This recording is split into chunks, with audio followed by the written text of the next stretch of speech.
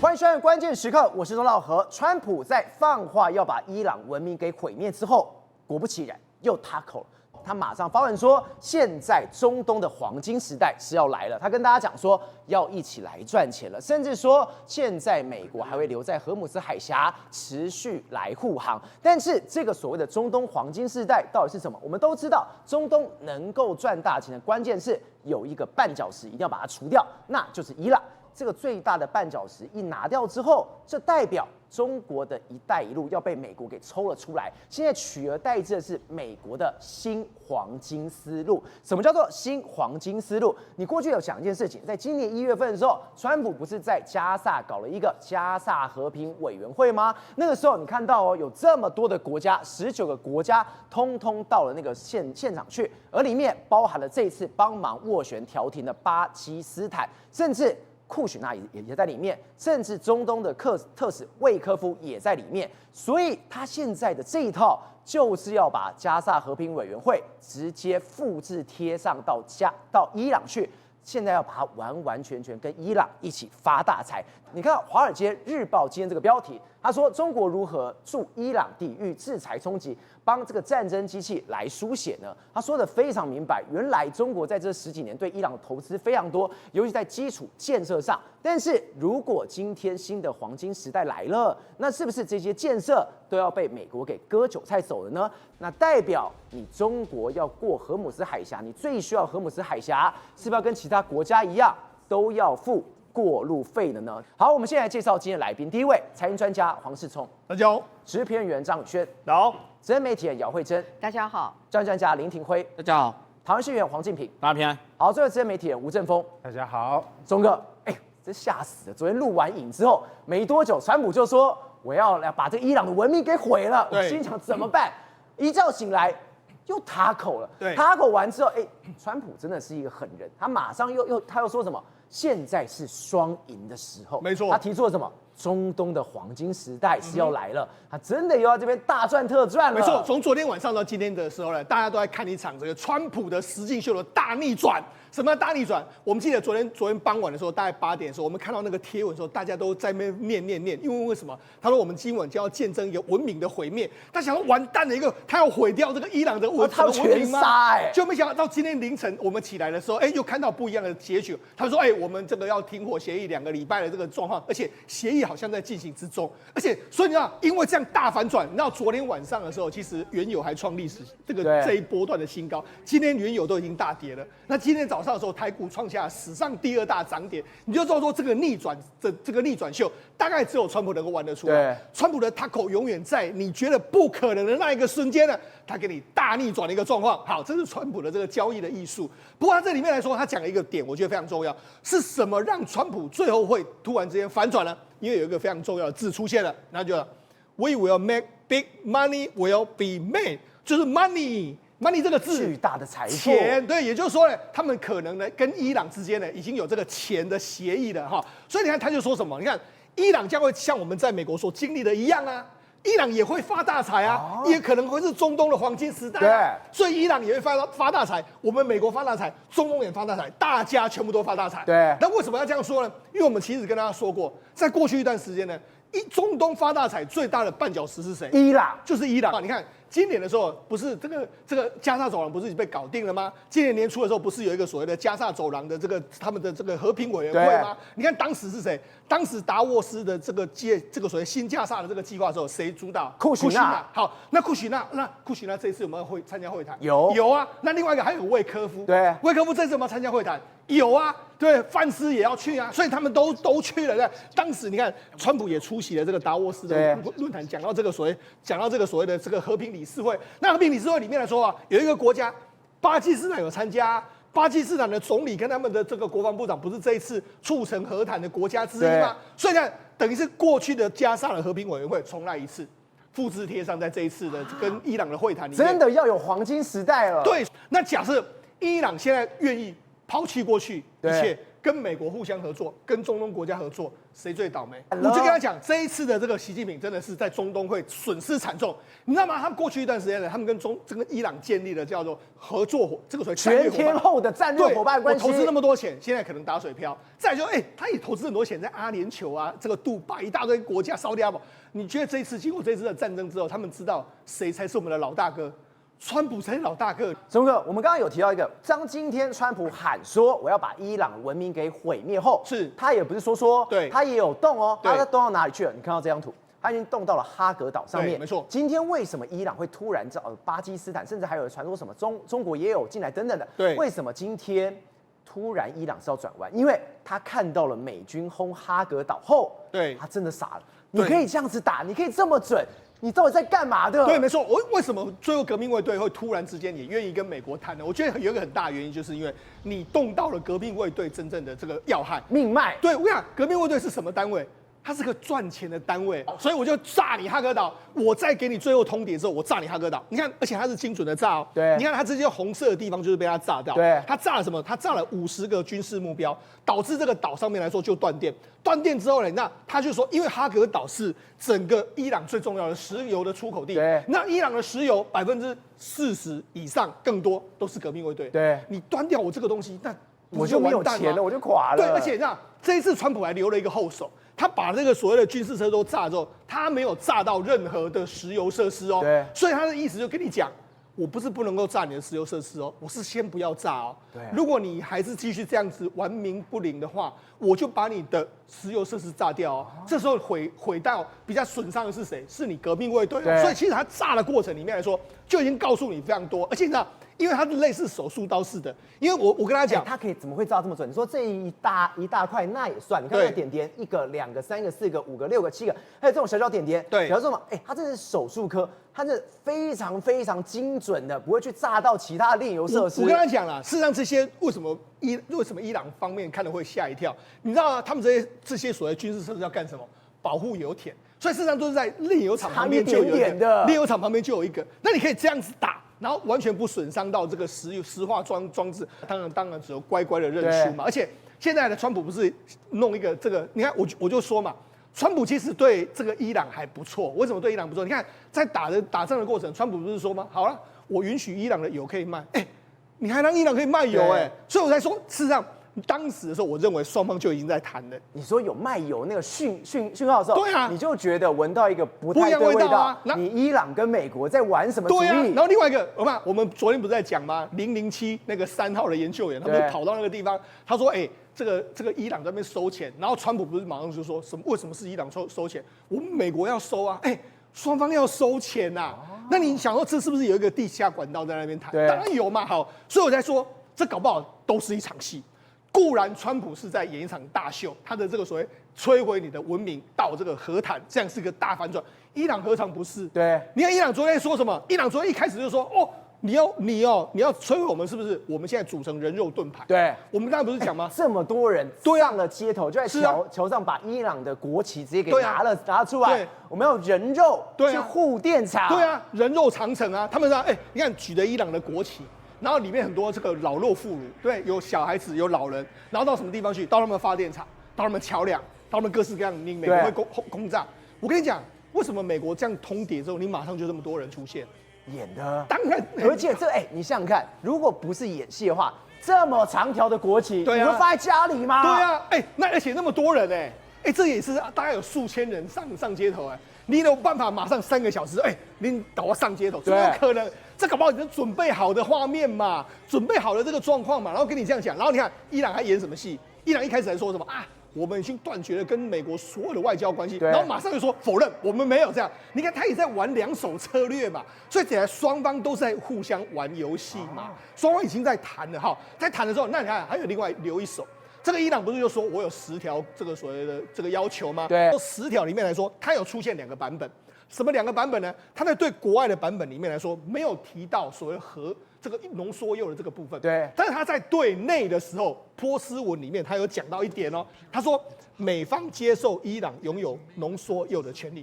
事實上，在國外版的沒有這一條。對，所以等於是他這一條是給內部人看的。因為現在美國跟伊朗最大的一個不同點就是在濃縮鈾這個部分。你說，你看美國不要再對你打擊 ，OK 啊，我可以不要打啊。你說你繼續控制荷姆斯海峽 ，OK 啊，你可以控制。現在不是就說這個停戰的這個過程裡面是由阿曼跟這個伊朗收錢啊 ，OK 啊，我美國也可以收，大家都收，你也是控制荷姆斯海峽，這沒有什麼問題啊。你要說什麼解除什麼這個制裁 ，OK 啊，美國不是就準備要給你發大財嗎？對 ，OK， 這都 OK， 所以才說最重要的就是這一點，濃縮鈾。對，濃縮鈾，那他對國外沒有講到這一點，對國內講到這一點，表示什麼？他有可能會退讓。那當然這要看後續他們談判的這個狀況，所以我才跟你講，目前為止來說，已經出現了非常大的曙光了哈。那出現非常大的曙光來說，有贏家嘛？贏家可能如果是真的美國跟伊朗能夠坐下來談的話，中東大家都是大贏家。另外，輸家就出現了，輸家是誰？中國。中國。對，你看《華爾街日報》報道什麼？中國如何助伊朗抵禦這個制裁的衝擊，並為其戰爭機器輸血。所以等於他輸血，那怎麼輸血？因為過去一段時間大家都知道。中國又一直不斷買伊朗的油嘛，對。那雖然說中國是說我資助你，但事實上你也吃伊朗的豆腐嘛，對。因為為什麼？10年前的時候，伊朗石油占出口量30%是到中國，對。但是現在100%都到中國，所以國際上根本沒有人去敢買伊朗的石油，对，没錯，只有你中國敢買的。是，那你看中国為了要買這個伊朗的石油，他不是在弄了什麼影子船隊嗎？影子船隊的時候都要關掉應答器，然後還要改名字，然後還在弄了很多方法，這樣一個狀況來躲避國際的這個追求，國際的這個追查嘛。好，那我跟他講。對中國來說有沒有好處？當然有好處啊！他們不是在出現了所謂茶壺的煉油廠嗎？對，茶壺煉油廠，你看從原本的2018年的1.4噸增加到2.57噸，這都是茶油煉壺廠。這個所謂茶壺的這個煉油廠，而且是液油1.4億噸哦，這麼多到2.57億噸。對，那你看這個部分來說話，所以當他買了所有的這個所謂伊朗的石油之後，對，他當然給他人民幣，對，給他基礎建設，給他飛彈，給他飛彈原料，給他技術做回報，對，這才能把伊朗給撐了起來。对，但是某些程度來說，你也是吃了伊朗的豆腐，因為伊朗便宜賣給你。你看現在伊朗，你知道嗎？現在伊朗的油不是可以賣嗎？照你知道他的錢，他的伊朗的油現在怎麼賣嗎？這個所謂的布蘭特原油再加1塊錢哦，更貴了。對啊，溢價1塊錢。對，那以前是怎麼賣？以前是30塊、40塊，隨便中國喊。所以等於是你看，現在伊朗當然也笨，他不是笨蛋，他怎麼可能賣給中國？所以現在中國就倒霉了。對，因為他不賣給中國，所以中國現在未來你只能夠從國際上去買那個油。好，照以前我買50塊，現在要買到100塊。所以中國當然倒霉，他那個茶壺工廠搞不好，茶壺煉油廠搞不好倒一堆。對，那過去你因為，如果假設我們未來如果假設真的伊朗可以加入美元體系，那你還會用人民幣嗎？我當然不要用。對啊，所以你過去透過什麼昆侖伊朗這些東西，有辦法用嗎？就沒辦法用啊！你要想說，我要用什麼人民幣石油去打擊？你覺得伊朗會用嗎？會理你嗎？不會理你，所以我才說倒霉的都是他們的這個狀況，對不對？那另外一段時間，因為伊朗過去呢，他只能夠跟誰買東西？只能跟中國買。對。那今天川普還說了一件事。川普就說：“未來如果這個所謂伊朗要重建的時候，我們美國可以供給商品給他。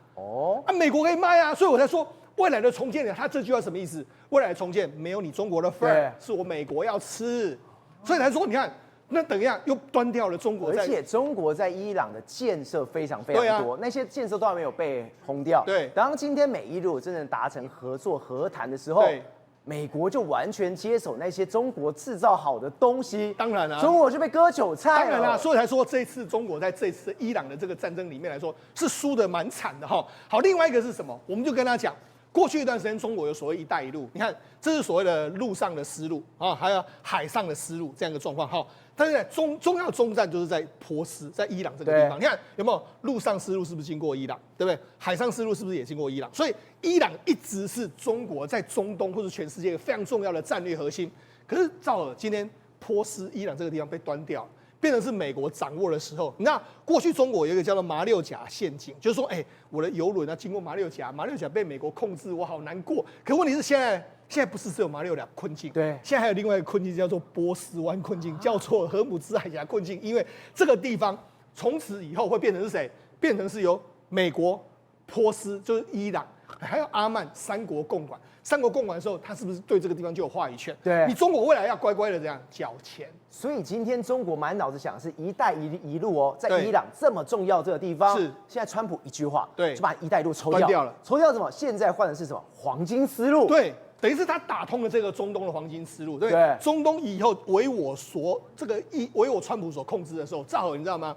現在美國不是已經掌握了委內瑞拉？对，美國現在又掌握了中東，对，幾乎全部的石油，還有美國自己本身的石油嘛。全世界你要去哪裡買石油？沒有地方啊，沒有別的地方啊。你中國不是乖乖來跟我買？好，未來的油我美國說了算。你要通過荷姆茲海峽的時候，你要收費。對，這個時候誰最倒霉？講的人還是這樣子嘛。現在竟然要跟大家一樣要收費。對，所以我才說這一次的這個美國去端掉伊朗來說的話，事實上最大的潛在苦主，毫無疑問絕對是中國。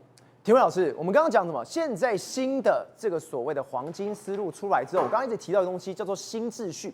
這新秩序來了之後，中國已經被完完全全排除在外。而你說，你看到一件更可怕的事情是這一張圖。這張圖我們都知道，這是3月多的時候，伊朗的外長 po 出來的。他說他當時因為要抵禦美國，他說過去有古羅馬的皇帝在跟波斯皇帝在打仗的時候，最後波斯贏了，所以這古羅馬皇帝跪在這個波斯皇帝前面，他說這個敘事是我們伊朗寫出來，但你說現在這敘事完全是要由川普來改寫的嗎？整個全部倒過來哦！你看到川普這一張聲明，也就是說讓大家造成這個所謂的今天股市大漲的一個很重要的起點，黃金時代。對，也就是什麼？他下面有提到一點哦，這個聲明下面提到說，他不僅是代表美國總統，他還代表整個中東各國。這什麼意思呢？川普大帝來也了，川普整個統治整個中東地區的概念啊，你知道？本來這個伊朗的外長他還在嗆聲美國，他用什麼圖來嗆聲美國？這張圖，你知道這張圖是波斯帝國的薩珊王朝的時候，當時是什麼沙普爾一世的時候，當時跟羅馬帝國，因為他們對峙了大概將近400年左右，然後對這個其中把一個羅馬帝國的這個皇帝呢，把他抓了之後呢，就在他的這個馬的前面呢跪下了。對，所以這是代表什麼意思呢？就是西方的這個古羅馬的這個羅馬帝國的這個皇帝向波斯帝國的皇帝來下跪，也就是要告訴川普說，你今天未來來講的話，你的基督教文明有可能會跟我來下跪。對。但問題來了，今天整個趨勢啊，整個全部倒過來，而川普整個大帝呢是統治了整個中東，美伊進行調停的時候，今天呢，川普又發布了一個東西。他竟然說，感謝這個中國背後的深入。那當然也有人提到說，這個中國在背後來講，是不是也有出一些力來跟巴基斯坦來進行這樣一個合作？今天法新社呢也打電話問了川普說，川普也肯定說，是啊，沒錯啊，這個中國來幫忙啊。但是你知道啊，其實這件事情來講的話，在我看來就有點像什麼？低級紅高級黑的這個概念。低級紅高級黑，對，為什麼這麼講呢？他不是說中國有來幫忙，對，這樣是為什麼呢？很多人就是說合理的推斷嘛。今天如果川普要炸這些電廠，或是要炸這個所謂的這個油田或等等之類的，那這時候受到影響最大的當然是中國，對不對？所以中國應該是不想要像什麼這些橋梁被炸，或是電廠被炸，這些油田被炸。所以中國最後來講的話，逼得中國出面去處理這個事情，要求伊朗來進行和談。但是你想想看，伊朗會聽中國的話嗎？不會嗎？伊朗為什麼要聽中國的話？我在戰爭一開始的時候，你沒幫我什麼太大的忙。今天你就是打個電話來給我，然後就說叫我停戰，我就真的停戰嗎？我得到什麼東西？所以今天來講，反而是什麼東西？就是說，伊朗他現在要賺錢的時候，是跟美國一起賺。但是中國來講的話，他到底在做什麼事情？但是為什麼川普今天要講這種話，說中國是在背後幫忙的？你知道川普在安排什麼事情嗎？安排什麼？如果這2個禮拜沒有談判成功的話，是不是戰事就開始重啟了？對，那戰事重啟的時候，是因為你中國在背後協調不力嘛？你中國害的，挖坑給中國跳嘛？也就是說，今天來講，中國很多人會開開心心的說，原來我中國也有角色，中國在背後來講，或者促成這個和談的一個很重要的一個點，一個這樣的角色。而且你看到他們真的很興奮，你看到這個標題。伊朗同意停火，巴基斯坦緊急斡旋，中方也在最後時刻出面介入。是啊，比方說我們中國在中東，你們平常說的什麼東西？我們有角色的，對，我們有實力的。當川普要毀這個伊朗的文明的時候，是我這個和平使者做的。是啊，但是你想想看一件事情，假設今天2個禮拜後談判成功了，這個功勞會算給中國嗎？功勞是川普的吧？功勞怎麼可能會算給中國呢？然後如果這個談判失敗的情況之下，這個川普責任就全部推給中國啊，都中國在背後搞鬼，那所以今天來講的話，談判才會失敗。對，所以我覺得啦，中國為什麼外交會節節敗退的原因就是因為他搞不清楚西方國家都常常挖坑給中國跳，所以搞到現在來講的話，他的中東政策整個失敗哦。不過我們話說回來這一場戰事來講的話，這個好像好萊塢戲劇來講的話，每天都有不同的這個戲碼上演。那前幾天來講，我們休假的時候還發生什麼事情？就美軍軍機不掉在那邊嗎？對。然後後來美國不是派2架C-131去救嗎？對。結果C-131後來輪子卡到那個沙裡面飛不起來，所以怎麼辦？美國就把它炸掉，對不對？對。你知道炸掉之後，結果發生什麼事情嗎？那個民兵啊，伊朗民兵啊，就衝到了這個地方去呢，結果去找什麼？找看有沒有剩下的東西。結果剩下的東西來講的話，就做了大內宣跟大外宣，對，就代表說他們呢找到美國的一些戰利品。這個戰利品包含什麼？就一條美國內褲，四角褲嗎？就一条美國新奇的內褲。四角褲。对，因為你知道，除了C-131裡面，除了這個內褲之外，還找到牙膏，還找到這個防曬乳液啊，還找到那個牛肉棒。但重點是什麼東西？既然他這個大外宣之後呢，美國的這個官方網站來講的話，這一條內褲賣到缺貨，你知道嗎？因為這條內褲19.5塊美金，真的假的？然後到目前來講的話，你現在搶都搶不到了。就因為他們拿到了這個戰利品，結果這個現在熱賣中。是，所以很多人網友就開玩笑啊，說如果你今天如果掉入到伊朗這個敵人的這個險境當中，你有這一條美國內褲的話這時候呢，美國就會去救你，就把你救出來，所以你也不用害怕。志平，我們看到的是美國的軍力是它最可怕的事情。我們都知道一件事情，就是不是 CIA 不是說把這個 F-15的飛官給救了出來嗎？他們說他們有秘密武器是在上面。今天他把秘密說出來，他說這東西叫什麼？叫做幽靈低語。想說幽靈低語是什麼東西？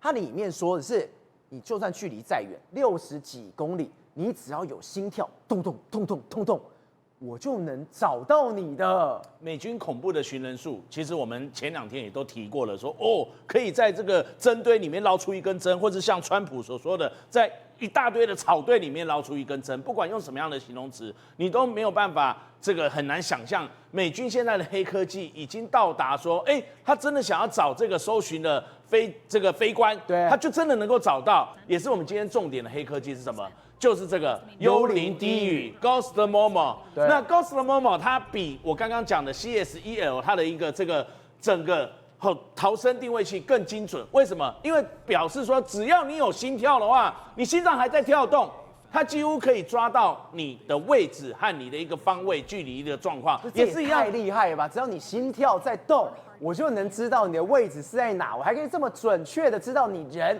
就在山裡面的裂縫當中。沒錯，也就是這個由洛馬公司的獸誘工廠，它所研發的一個高科技的黑科技設備，它是所謂的遠程量子的磁力測量技術，等於是一個量子磁力測量儀。這個東西呢，它可以結合的一般他們所得知的數據，加上 AI 人工智慧，它所這樣的一個軟體結合之後，它能夠在那個背景的雜訊當中掌握到他要追尋的那個目標，就是那個飛官，他的特徵，他的這個訊號，把它分離出來，然後也發現他的心臟跳動，而且是遠程的量子測量加 AI。那你要知道，就好像說，在一個體育場裡面，你聽到一個聲音，體育場那麼大啊，你要聽到聲音，就好像只不過那個體育場是搬到一個在伊朗幾千平方公里的沙漠當中，然後聽到了這個聲音，剛好在合適的條件之下，這個沙漠裡面又沒有太多人，大概就只有他那一個人。對，那個人的心跳，然後再加上你知道他那個人體的溫度啊，夜間的溫度，再加上那個沙漠地表它的白天這個地面的熱度，強烈的一個對比，它很容易就可以從那個雜訊當中把那個訊號分離過濾出來，然後就找到他。也就是說，美軍他們有一些人就講說，只要你心跳還在動，我就很容易可以找到你，甚至他說那個技術已經在這個黑鷹直升機上面成功測試了。那洛馬公司的高級神秘的一個機密單位獸誘工廠把它研發測試之後，未來有機會渴望裝在這個 F-35戰鬥機上。美軍強大的這個搜救能力也體現在現在是2026年我們4月初剛發生的事情嘛。其實早在14年前，也就是2012年的時候，當時2012年的3月3號。發生在這個太平洋上，這個太平洋是非常靠近美國跟墨西哥的這樣的一個北美洲跟中美洲的這個太平洋。那時候是距離海岸線已經超過1000公里的這個地方，在這個墨西哥的阿卡普爾科沿岸1150公里的外海。然後當時呢，有一艘中國籍的福遠魚871號的這樣的一個遠洋漁船，它正在作業，沒有想到因為船上的船艙發生了這個設備的一些狀況跟失火，燒起來了，造成它的這個船上起火，然後有幾名船員，其中有2名中國籍的船員受傷，然後當時墨西哥他們的這邊距離它這麼遠。然後甚至呢，美國加州的墨菲特聯邦機場的加州空軍國民兵的這個警衛隊129的救援隊，他接到了這個美國海岸防衛隊的來電，所以當時美國這個國民兵、空軍加上海上警衛隊直接去定位他的這個位置，竟然可以找到他，然後從這個聖地亞哥，還有包括這個加州的墨菲特聯邦機場出動了這個2架的救援機，還有他的2架的鋪路鷹直升機。去救援那2個中國籍的船員，一個是來自這個河南，一個是來自四川。那福遠魚871號的這個漁船，後來他們找到了之後，他們2個船員燒傷得很嚴重，然後趕快讓他們登上了這個救援飛機之後，再運回了這個美國本土。所以你可以看到，這是當時他們的畫面，讓他們登上一艘有這個醫療用的相關的設備補充的這個充氣艇，然後再把它載上去，讓這個漁民去治療。美國是不辭千里哦，對，直接殺到那個地方去，就為了要救人。因為當時他們也想到人道救援，对，就算是2個中國籍的，它是2架的戰機跟一個直升機直接殺過去，那花很多錢的。是，当然後面也衍生了說這個錢到底誰出啦？但當時他們考量軍方的人，第一，他們搜救的目標可以搜到1000公里以外，超過1000多公里這樣，然後他們可以找到了之後呢，又可以去定位，然後立刻派軍機去救援。对，那最後就算剛剛趙爾你提到了啊，這個很多錢，那美國跟中國還要為了這件事情協調一下，但是你就體現到10幾年前還沒有剛剛我講的黑科技的時候，美軍就有強大，這個是大海茫茫大海當中，你要找到它，你要先找到那艘漁船，然後找到漁船之後，你要定位它的位置，它很精準了，再去找到人，再到了船上，然後再閃降到了船上空之後，當時到了這個船的上空，他們要這個派降落傘，就有他們的這個降落傘軍方的人員跳下去救了他，然後還有用相關的設備登上橡皮艇之後再把它吊上來，所以你就知道說，美軍真的找人，不管是救援還是搜救他們的这个自己的同胞，都能夠隨心所欲啊。宏觀取材，釐清真相，犀利精準，深入剖析，時刻掌握關鍵新聞時事，不漏接。老時段，新氣象，我是鍾耀和，關鍵時刻2.0全新出擊。